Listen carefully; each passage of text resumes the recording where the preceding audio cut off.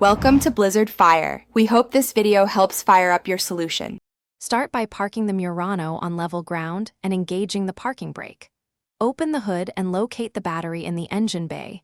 Newer Murano models use a 12V lead-acid battery. Disconnect the negative terminal first using a 10mm wrench. Wear eye protection and gloves. Batteries contain acid and can short-circuit.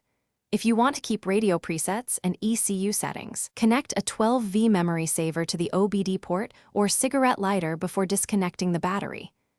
Gather tools, 10mm socket, extension, ratchet, terminal brush, and a battery carrier. With the memory saver connected or aware that you will lose settings, loosen the negative clamp and remove it from the terminal first to avoid short circuits. Next, loosen the positive clamp, then unbolt and remove any plastic covers over the battery. Remove the battery hold down with a 10mm socket and lift the battery straight up.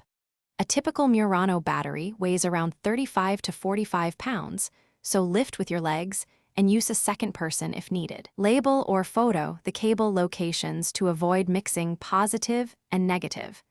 Inspect terminal clamps for corrosion and clean with a terminal brush and baking soda paste. Place the replacement 12V battery into the tray, oriented the same as the old one, and secure the hold-down clamp snugly. Install the new 12V battery with positive terminal first, then negative. Confirm secure hold-down and clean terminals.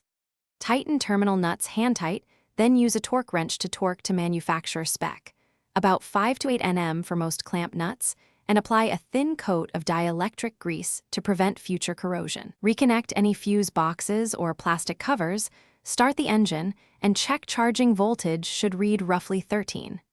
8 to 14. 6 volts at idle.